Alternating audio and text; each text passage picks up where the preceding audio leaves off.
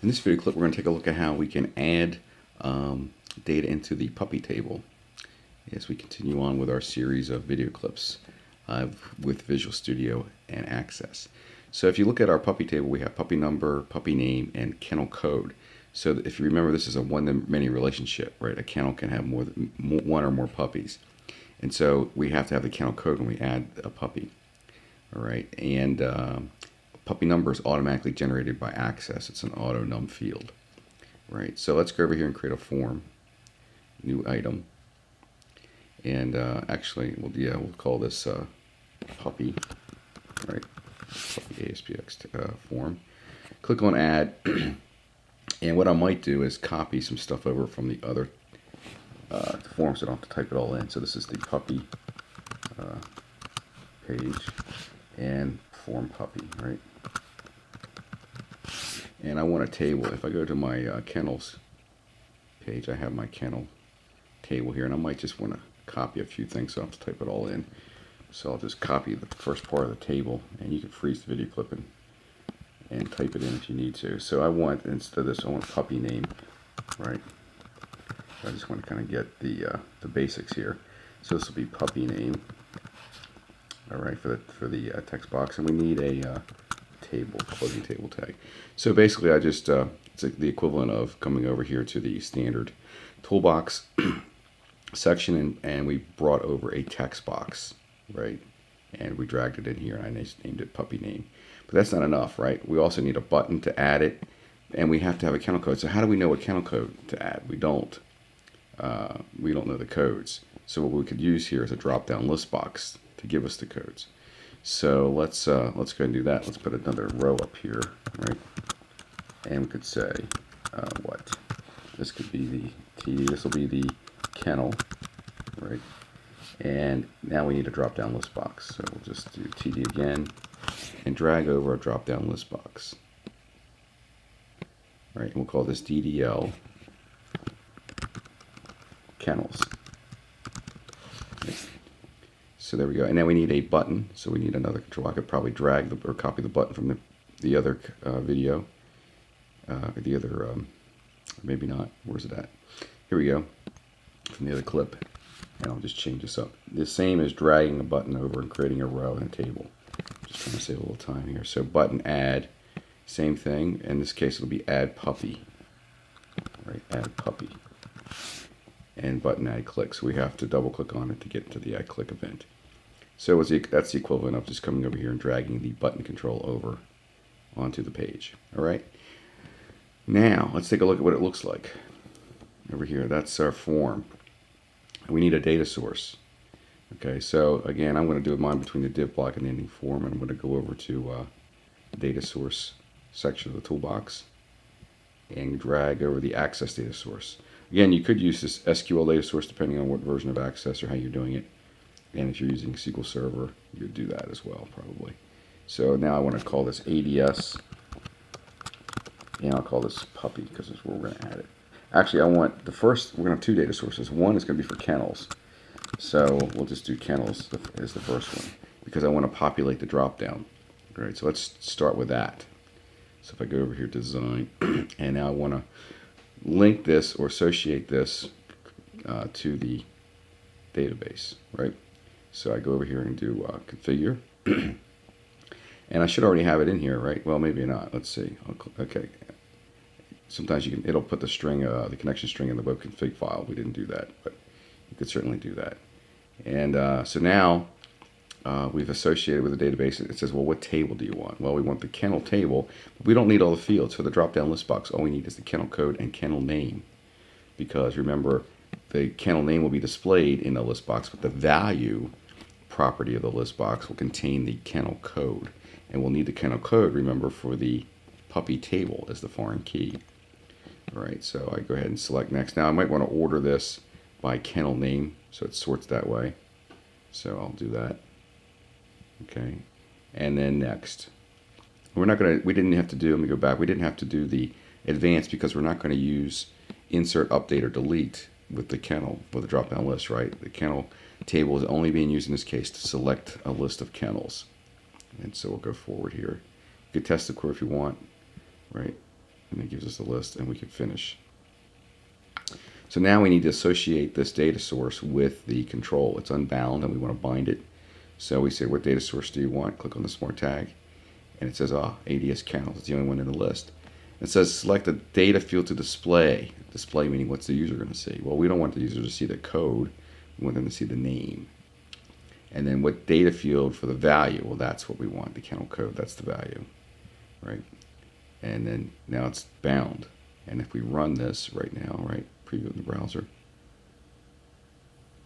I think, here we go, we should get a drop-down list. Oh, I have an error. Geez, what happened? Oh, because of the add button click, I didn't set that up because I copied it over. Let me do this. If I double click on the add puppy, now I have a add button add click event. I think that'll work now. Let's see, make sure it's the same. If I click on the puppy here, click on the lightning bolt. Yeah, okay, now let's try it again. Click on that, or you can run without debugging or control F5, either one works. And there we go. Now you may want to set up, a select something first. If you want to do, go in here and add something else to the list box control, maybe to force them to select something. I could do ASP list item, right? And I'll do text equals, select a kennel. Right, I can do that and close it off. Now though, I have to do something else. I have to go over to the properties window over here and change where it says append bound data items, because it thinks I just want this. I want to make sure that things coming from the database will also be appended to this list. So I'll have to change this to true now if I want that to happen. So now if I select this, I didn't give it a value because I don't want anything to happen if I don't have a value. I'd probably want to try and catch an error there if I did it. I'm not going to do that here, but that's what you'd probably do. So now I click on this, and you'll see that select the kennel, and now it'll force me to do the list, drop-down list, right?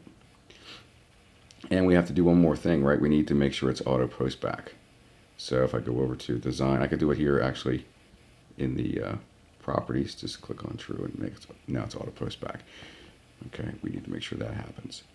All right, now the next thing we want to do is go to what we want to, well, actually we want another data source.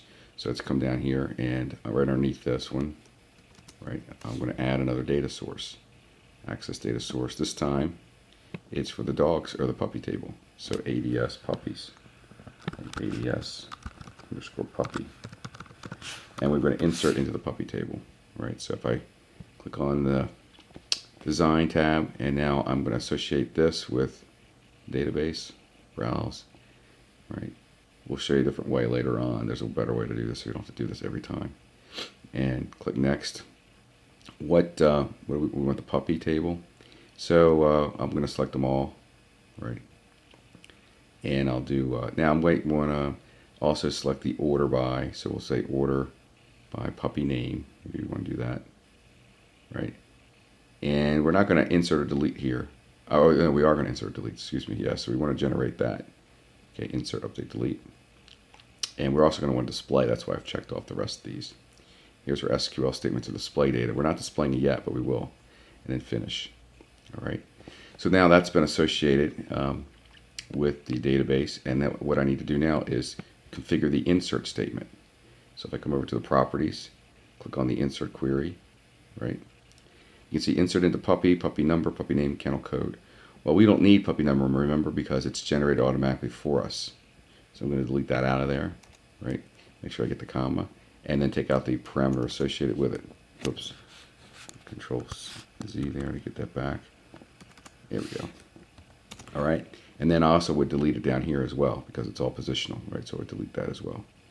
Now, the thing of it is, how do I associate these? Well, kennel code value. So I want, and also, okay, so puppy name's coming from a control. It's coming from the text box on the field, puppy name.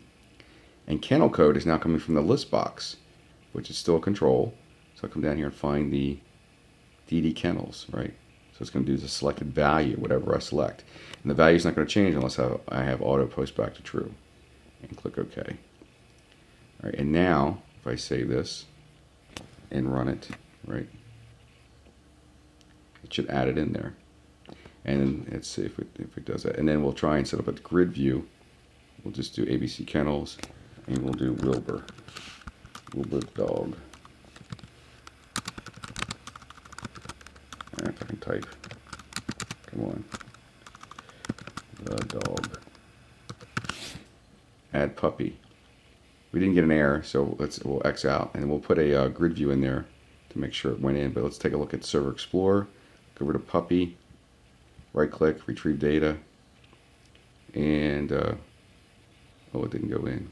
Why didn't it go in? I know why it didn't go in, because add puppy. We didn't put an insert statement in there. So we need ADS, right? Puppy dot insert. Typical error, right?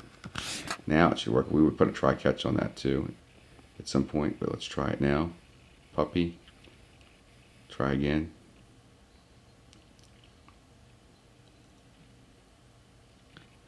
And select the kennel, ABC Kennels, and Wilbur the dog. Wilbur the dog, there we go.